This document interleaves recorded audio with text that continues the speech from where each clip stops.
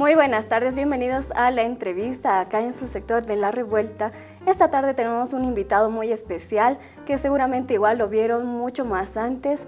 Estamos hablando de Willy Camacho Sanginés. Muy buenas tardes, bienvenido al programa. Buenas tardes, Rubí, gracias por el espacio.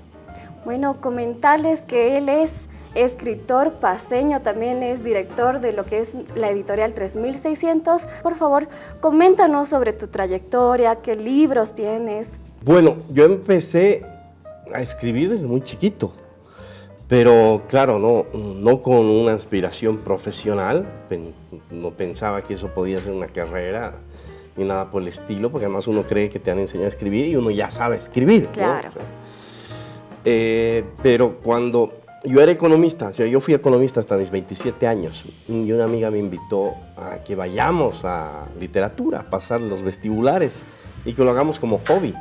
Y ahí cambió mi vida. Decidí dedicarme a la literatura el 100% de mi tiempo y nunca más miré atrás. Ya no volví a ejercer la economía.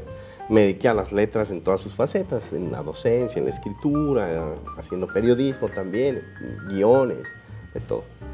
Y bueno, acá muy bien estamos leyendo, alguna vez fui como economista, ¿no? Pero desde hace 2 décadas solo me dedico a la palabra. ¿Qué tipo de libros te gusta tanto leer como realizarlos? Me gusta la lectura en general, ¿no? O sea, es bien difícil decir qué tipo de libros me gusta. Sí sé los que no me gustan, eso es más fácil, ¿no? No me gustan los textos de autoayuda, no me gusta nada que sea de superación personal. Creo que es el pajerío refinado, eso. Y no me gustan los libros que tienen un solo sentido, que te dan una moraleja, o sea, no fumes, no te drogues, ese tipo de cosas. Ya.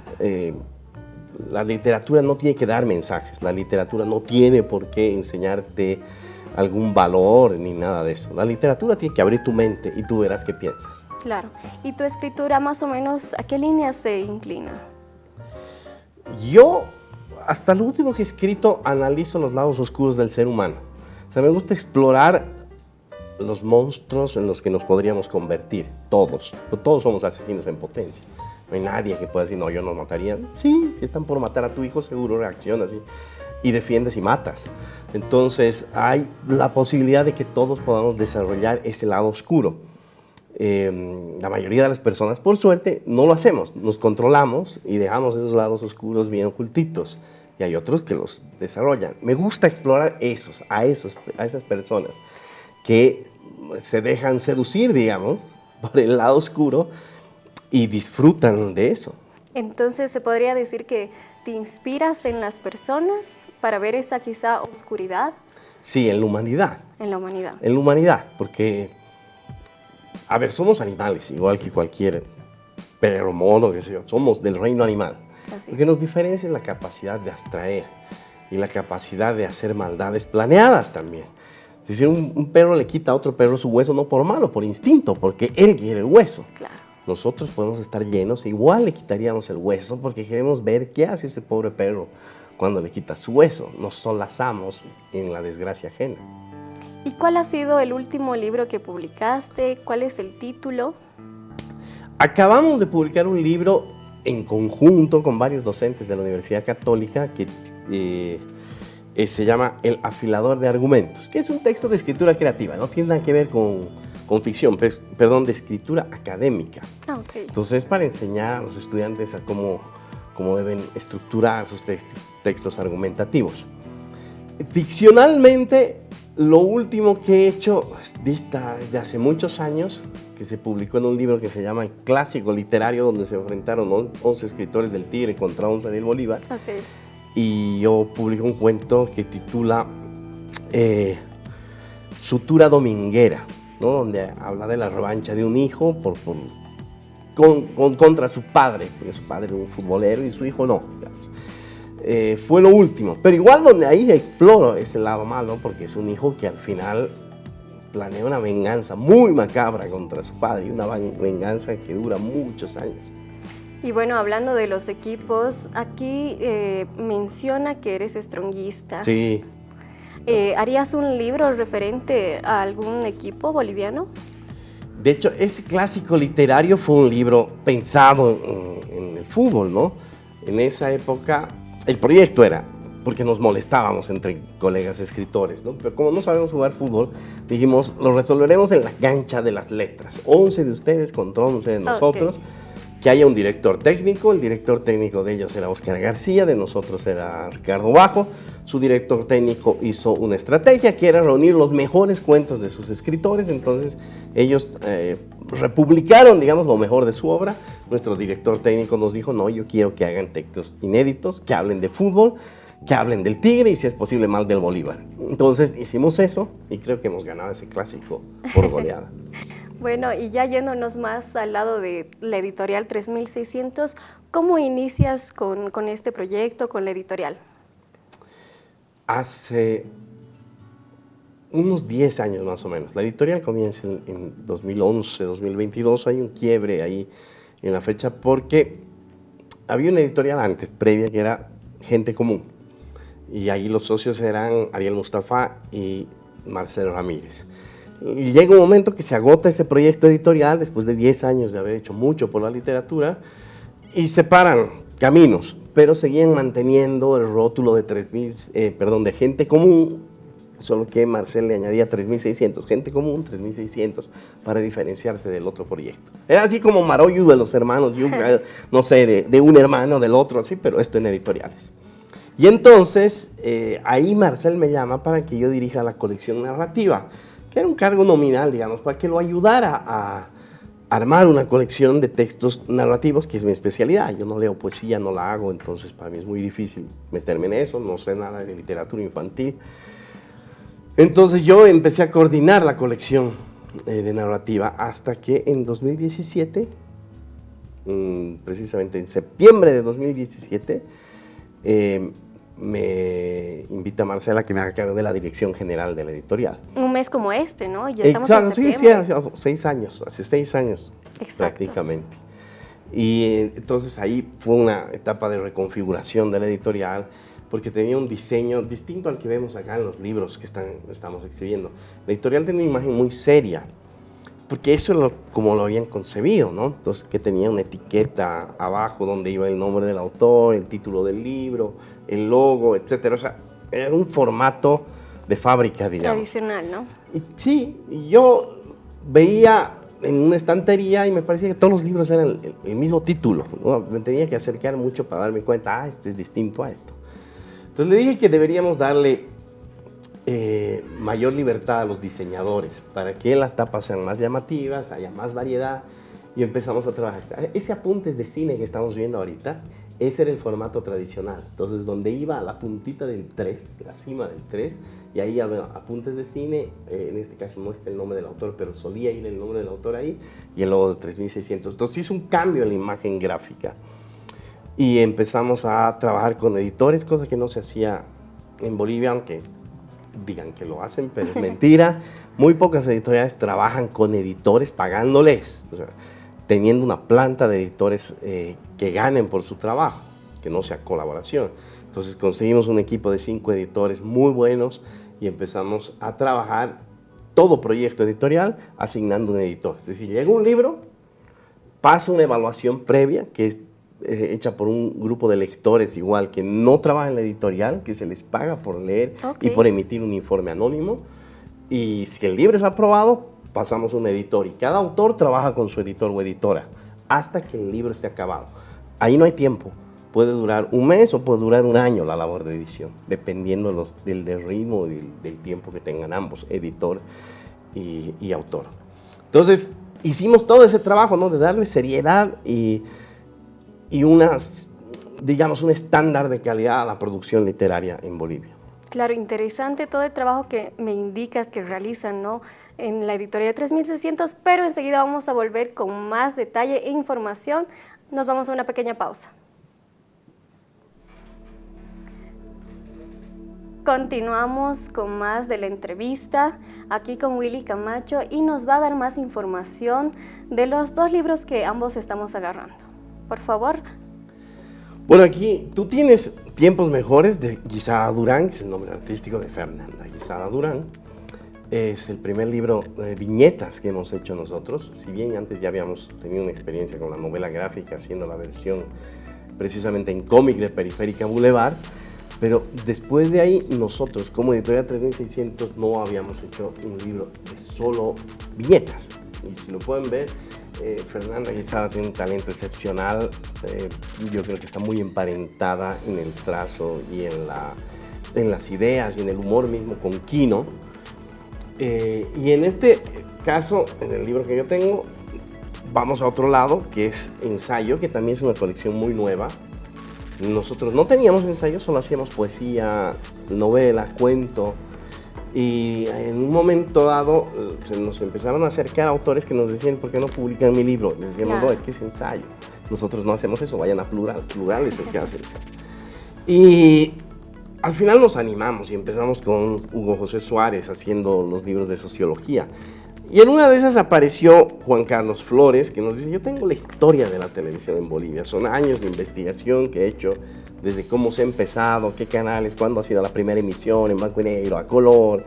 Y nos trajo que es un ensayo, obviamente. Lo revisamos y dijimos, esto va a ser un aporte. O sea, en las universidades lo van a necesitar. Aporte, especialmente para la carrera de comunicación, ¿no? Claro. Y dijimos, sí, luz verde al proyecto. Y fue uno de los primeros libros que entró en nuestra colección de ensayo. Ahora la colección de ensayo está un poquito más crecida, ¿no? Tenemos más títulos, pero de todas formas le tengo especial cariño a este libro porque lo hicimos pensando en que este ensayo no iba a servir solo para un grupo de intelectuales, sino para formar nuevas generaciones de comunicadores y periodistas. Y bueno, ¿cuál es la importancia de promover un libro como editorial? A ver, primero que es una cuestión de cultura, porque un libro es una pieza artística que refleja una visión de mundo, de cultura muy propia de una época. Para conocer a un país, para conocer a un grupo social, étnico, uno tiene que acercarse a su arte, es lo mejor. En vez de ver reseñas y libros de historia, qué sé yo, es mejor ver qué música produce, qué tipo de música cantan, qué libros han escrito, cómo son sus ficciones y ahora, bueno, obviamente, ¿no? Qué películas tienen. Claro. Etc. Entonces, la literatura aporta a esa construcción de imaginario, de identidad, de quiénes somos, aunque sea ciencia ficción. Ustedes ven, los norteamericanos hacen ciencia ficción, generalmente sus peleas siempre son en Nueva York, digamos. Entonces se cree en el centro del mundo, evidentemente, que todo lo que va a pasar con superhéroes y extraterrestres va a pasar en Estados Unidos. Ese es un imaginario que también la gente empieza a compartir y se la van creyendo. Así es. ¿Y qué medidas toma la editorial para ver qué libro publicar, cuáles no, qué autores, solo apoyan a autores nacionales o también internacionales que vienen a Bolivia? No, el proyecto 3600 se enfoca exclusivamente en autores bolivianos. El sello 3600 además tiene una particularidad, publica un 60% autores jóvenes que están haciendo su primera publicación. Porque el proyecto 3600 tiene como misión alentar e impulsar la producción literaria boliviana, difundirla también, obviamente, pero tenemos que alentar, no podemos difundir algo que no hay. Claro. Para que haya, se tiene que producir. Y muchas veces hay producción, pero que no sale a la luz. En mi generación pasaba eso, tenías que ser amigo del dueño de la editorial, no sé, hijo de alguien ya famoso, para que una editorial acepte publicar tu libro. Igual en los periódicos, tenías que ser amigo del editor, del director, para que publiquen un artículo tuyo. Así es. Entonces, nosotros dijimos, no, hay gente que vale la pena y hay que seleccionarlos y no tenemos que fijarnos en de dónde vienen, qué edad tienen, no, solo tenemos que fijarnos en la calidad de su literatura. Por eso establecimos ese protocolo de publicación. Llega el texto y ese texto le quitamos nombre, todo, para que no se sepa quién es el autor y se lo mandamos a un lector que no vive en La Paz, no necesariamente vive en Bolivia, lo lee, nos manda un informe en una página donde dice yo creo que se debe publicar por esto, o que no, por esto también. Ese informe se lo devolvemos al autor y así el autor sabe por qué estamos declinando la opción de publicar su libro. Si quiere pueden tomar en cuenta esas observaciones o si no, no, porque esto no es ciencia. Lo que a mí me gusta puede gustarle a otro, lo que a mí no me gusta, también, viceversa, ¿no? Entonces, Ese es el protocolo que se sigue. Aceptamos por la calidad de la literatura. Y así hemos descubierto un montón de cosas. Al principio no era el propósito de 3600 publicar a un 60% de autores jóvenes, pero con este protocolo de publicación hemos logrado, digamos, que esas voces emergentes tengan una plataforma. Entonces los lectores leen, se quitan todo prejuicio, no saben que Juan Carlos Flores escribió la historia de la televisión en Bolivia, solo ven historia de la televisión en Bolivia, revisan su contenido y si es bueno, dicen, adelante, publiquen. Muchos jóvenes, hombres y mujeres, han tenido cabida en este proyecto gracias a ese sistema de evaluación de calidad. Ya, y más o menos, ¿cuánto es el porcentaje entre escritores varones y mujeres? ¿Hay más varones, hay más mujeres? Hay más varones, definitivamente. No sé si es una cuestión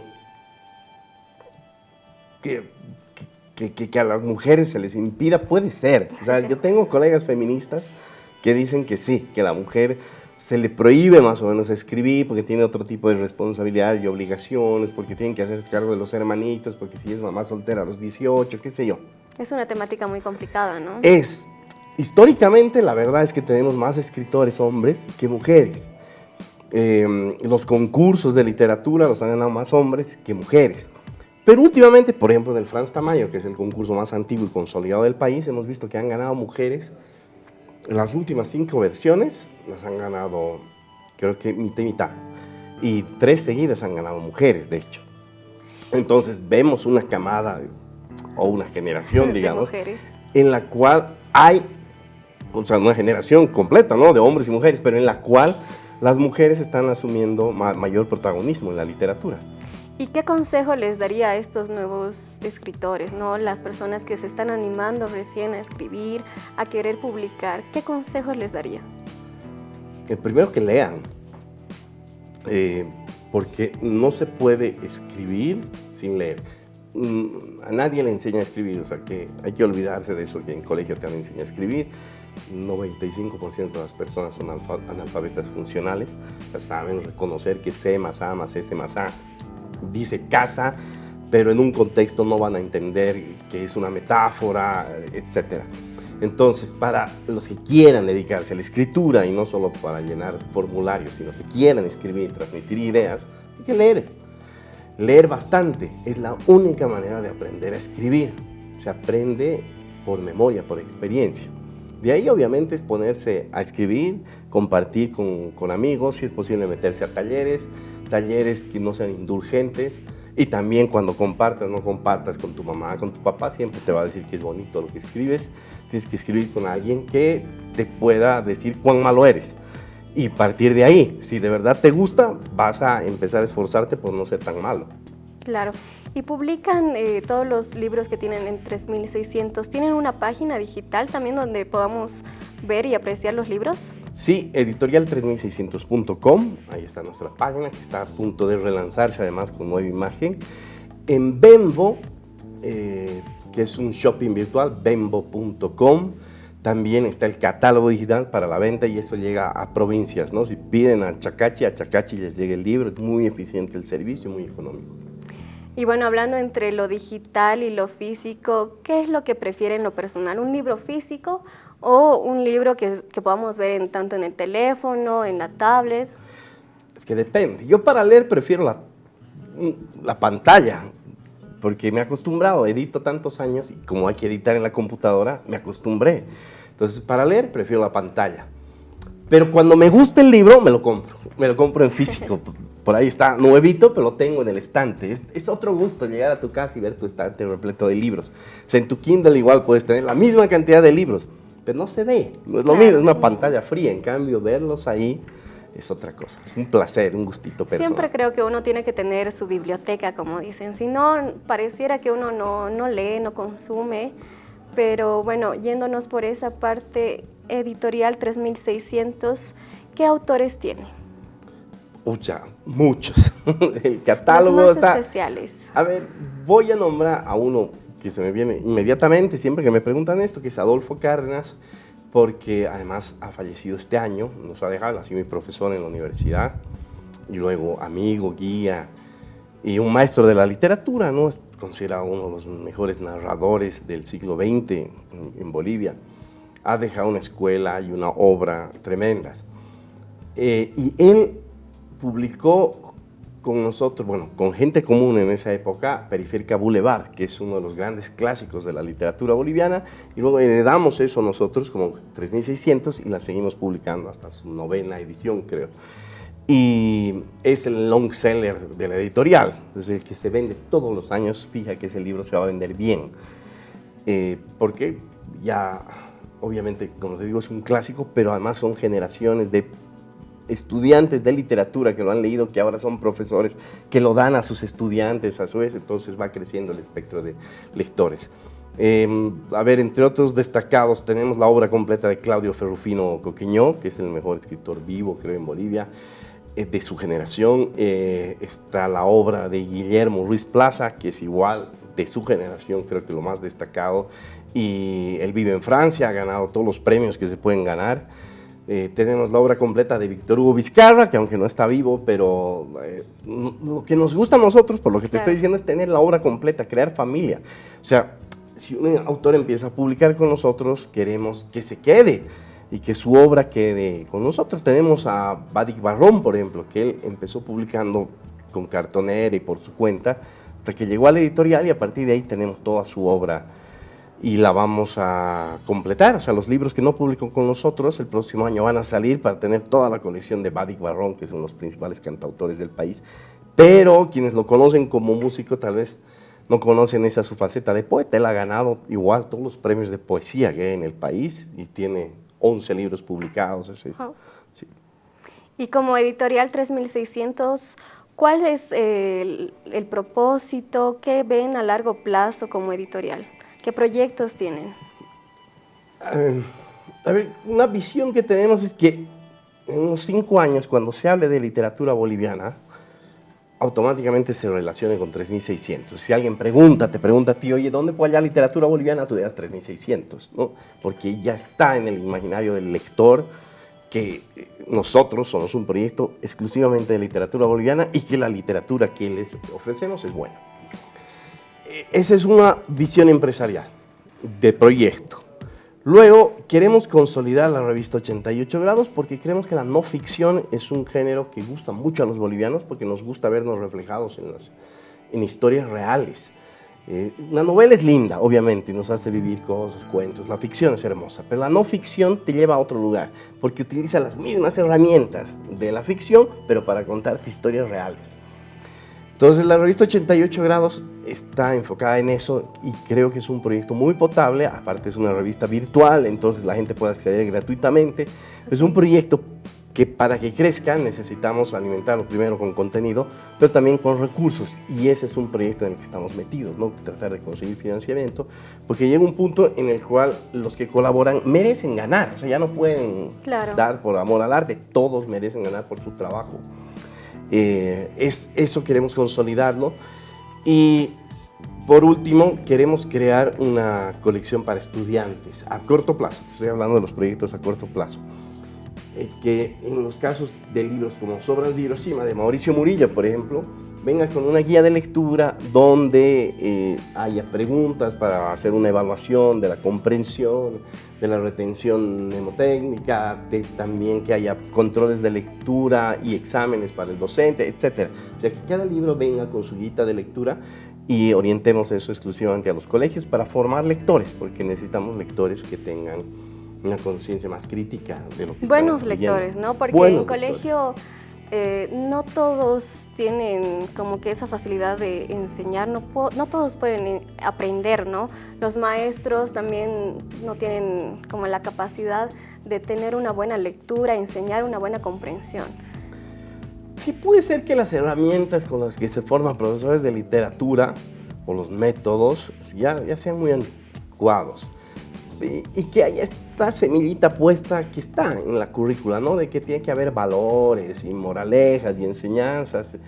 Y no creo que vaya por ahí el asunto. La gente tiene que disfrutar un libro porque es bueno, porque te hace erizar la piel, porque no te hace reír, porque te hace viajar a otro mundo, no porque te diga no te drogues, ¿no? Claro. Y bueno, para finalizar, aquí Willy nos va a dar las redes sociales y vamos a finalizar así la entrevista. Por favor. Bueno, Editorial 3600 en todo. Estamos en Instagram, en Facebook, en TikTok también. Es fácil, no hay otra editorial con este nombre, no hay como perderse. Bueno, ha sido un placer. Soy Rubí Saavedra y nos vemos en la siguiente entrega de la entrevista.